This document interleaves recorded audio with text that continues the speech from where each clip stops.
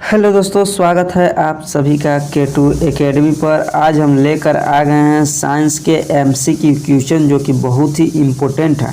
और यह जो क्वेश्चन है वह एएनएम जीएनएम एंट्रेंस एग्ज़ाम के लिए है। और आज की क्वेश्चन क्लास जो है वो पार्ट नंबर 5 है। इससे पहले आप लोग नहीं देखे हैं तो जाकर देख लीजिए। और इस क्लास में हम लोग टोटल मिला के 1000 क्वेश्चन कराएंगे, जिसको मैं आज पार्ट नंबर 5 है। इससे पहले आप लोग नहीं देखे हैं तो जाकर देख लीजिए। प्लेलिस्ट बना दिए हैं और डिस्क्रिप्शन में प्लेलिस्ट का लिंक भी है, तो वहाँ पर जाकर आप लोग देख सकते हैं। चलिए शुरू करते हैं। सबसे पहला क्वेश्चन है, देखिए, जिंक तथा लेड कॉपर की अपेक्षा कम क्रियाशील है, अधिक क्रियाशील है, समान क्रियाशील है या फिर अन्य। यहाँ पे एक बात बतलाते हैं कि यह जो क्वेश्चन है ये क्वेश्चन 2023 के अंदर पूछा हुआ है। यह क्वेश्चन 2023 झारखंड एएनएम जीएनएम में यह क्वेश्चन पूछा हुआ है 2023 के अंदर। चलिए बतलाइए क्या है, जिंक तथा लेड कॉपर की अपेक्षा क्या है, बतलाइए। सभी लोग इसका आंसर बतलाएंगे। चलिए बिल्कुल सही है आप लोगों का, अधिक अभिक्रियाशील है। अधिक क्रियाशील है जिंक और लेड जो है कॉपर की अपेक्षा अधिक क्रियाशील है। इसके बाद अगला क्वेश्चन है, देखिए अगला क्वेश्चन है कि नींबू के रस का पीएच मान लगभग होता है, कितना होता है बतलाइए। 10 है, 2.2 है, 12 है या फिर 14 है। तो कितना होता है नींबू के रस का पीएच मान। तो नींबू का रस का जो पीएच मान होता है वो 2.2 होता है। ऑप्शन नंबर बी हो जाएगा इसका सही आंसर। इसके बाद देखिए यहाँ पे अगला क्वेश्चन है। देखिए, सूर्य के प्रकाश की उपस्थिति में पौधे CO2 और जल से अपना भोजन ग्लूकोज तैयार करते हैं। यह कौन सी अभिक्रिया है? विस्थापन अभिक्रिया, विघटन अभिक्रिया, प्रकाश रासायनिक अभिक्रिया या फिर अवक्षेपण अभिक्रिया। तो यहाँ पे देखिए, सूर्य के प्रकाश की उपस्थिति में पेड़ पौधा अपना भोजन बनाता है और इसको प्रकाश संश्लेषण अभिक्रिया बोलते हैं। ऑप्शन नंबर सी देखिए, प्रकाश रासायनिक अभिक्रिया इसको बोलते हैं। ऑप्शन नंबर सी हो जाएगा इसका राइट आंसर। इसके बाद देखिए अगला प्रश्न है। देखिए, निम्न में से कौन सी बीमारी श्वसन तंत्र से संबंधित है? डायरिया, टीबी, निमोनिया या फिर बी और सी दोनों, यानी टीबी और निमोनिया दोनों। तो इसका राइट आंसर हो जाएगा टीबी और निमोनिया दोनों, यानी ऑप्शन नंबर डी हो जाएगा, बी और सी दोनों। इसके बाद अगला प्रश्न है, देखिए अगला प्रश्न है यहाँ पे, देखिए वास्तविक वस्तु का हमेशा सीधा प्रतिबिंब बनाने वाला दर्पण होता है। वास्तविक प्रतिबिंब का हमेशा सीधा प्रतिबिंब कौन बनाता है, बतलाइए। यहाँ पे बतलाइए कौन हमेशा सीधा प्रतिबिंब बनाता है, यहाँ पे बतलाइए सभी लोग। तो इसका जो राइट आंसर हो जाएगा, तो हमेशा जो सीधा बनाता है वह उत्तल दर्पण हमेशा सीधा, आभासी और सीधा बनाता है। तो यहाँ पे देखिए उत्तल है और यहाँ पे भी उत्तल है और यहाँ पे भी उत्तल है। इसके साथ साथ एक समतल दर्पण भी बनाता है। समतल दर्पण भी आभासी तथा सीधा बनाता है। तो उत्तल और समतल यहाँ पे दोनों हो जाएगा। ऑप्शन नंबर डी, उत्तल और समतल। ऑप्शन नंबर डी हो जाएगा, उत्तल दर्पण और समतल दर्पण दोनों आभासी तथा सीधा प्रतिबिंब बनाता है। और यहाँ पे भी देखिए हमेशा सीधा प्रतिबिंब बोला है, इसलिए ऑप्शन नंबर डी हो जाएगा इसका राइट आंसर। इसके बाद देखिए अगला प्रश्न है कि वायुमंडल में प्रकाश के विसरण का कारण है कार्बन डाइऑक्साइड, जल वाष्प, हीलियम या फिर धूल कण। तो प्रकाश के विसरण का जो मुख्य कारण है वह धूल के कण हो जाएगा। यहाँ ऑप्शन नंबर जो विकल्प दिया है इसको में ऑप्शन नंबर डी विकल्प सही है। इसके बाद अगला प्रश्न है, देखिए अगला प्रश्न है कि वास्तविक वस्तु का आभासी प्रतिबिंब बनता है, यानी कि आभासी प्रतिबिंब किसका बनता है? उत्तल दर्पण का, समतल दर्पण का, अवतल दर्पण में या फिर इनमें से सभी में। तो यहाँ पे बतलाइए किसमें आभासी प्रतिबिंब बनता है। तो उत्तल दर्पण जो है इसको में भी आभासी प्रतिबिंब बनता है। उत्तल दर्पण में हमेशा आभासी तथा सीधा प्रतिबिंब बनता है। समतल दर्पण में भी आभासी प्रतिबिंब बनता है, और अवतल दर्पण के इसको में भी एक ऐसा केस है जिसको में आभासी प्रतिबिंब बनता है। तो इनमें से सभी हो जाएगा इसका right answer. Option number D इनमें से सभी हो जाएगा इसका राइट आंसर। इसके बाद देखिए अगला प्रश्न है देखिए, किसी उदासीन विलयन का पीएच मान है 7 है, 2 है, 9 है या फिर 11 है। बतलाइए किसी उदासीन विलयन का पीएच मान कितना होता है, तो 7 होता है।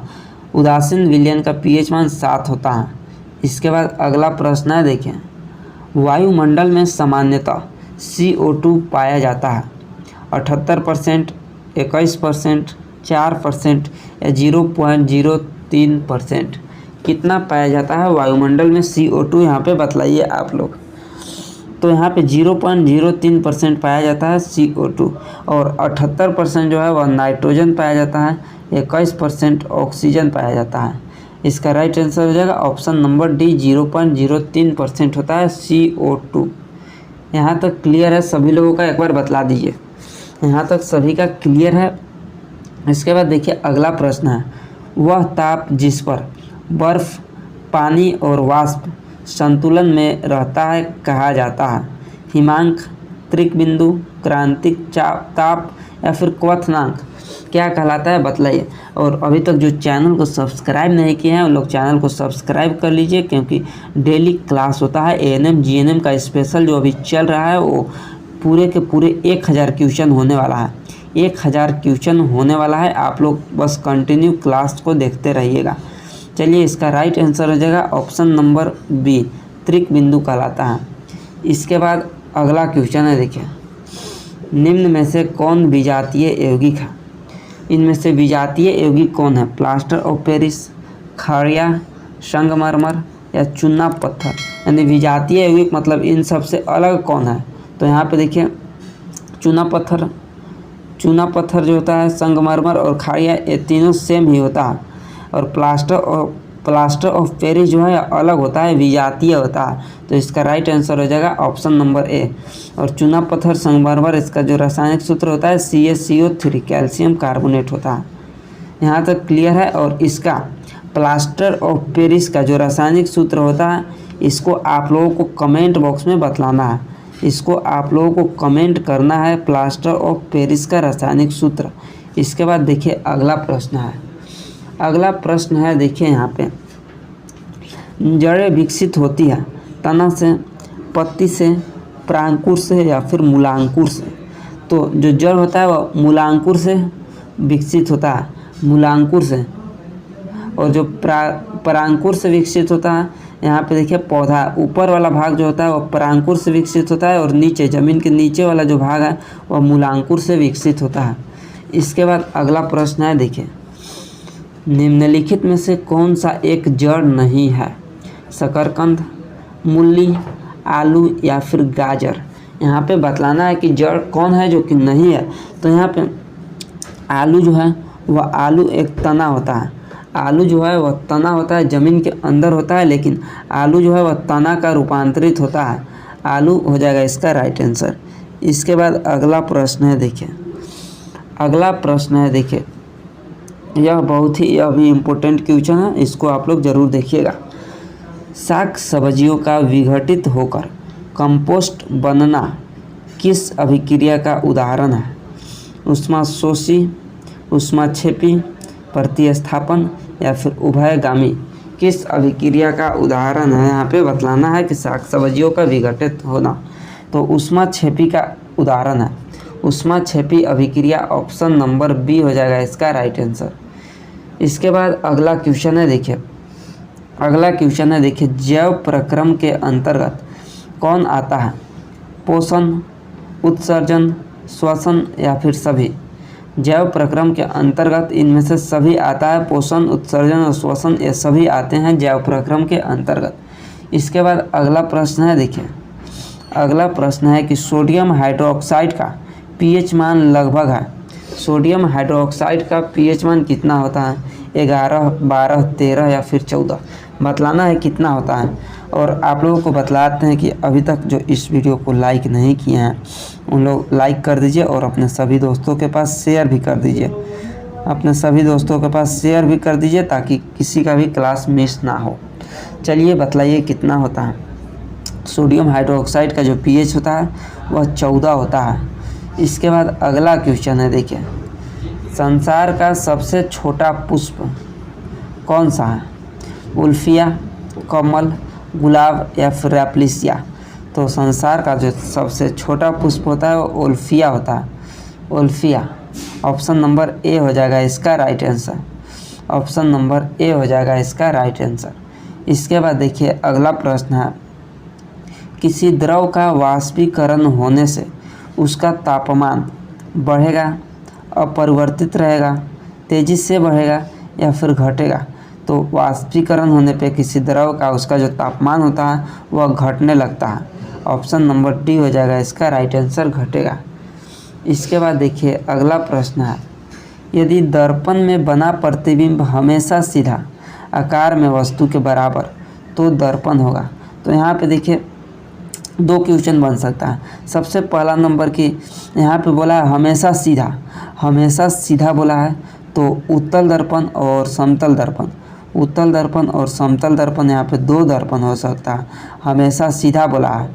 अगर यहाँ पे और आकार में वस्तु के बराबर बोला है, आकार में वस्तु के बराबर होता है तो वह समतल दर्पण है। अगर आकार में वस्तु से अगर यहाँ पे छोटा बोलता तो वह उत्तल दर्पण हो जाता है। तो बतलाइए इसका क्या हो जाएगा?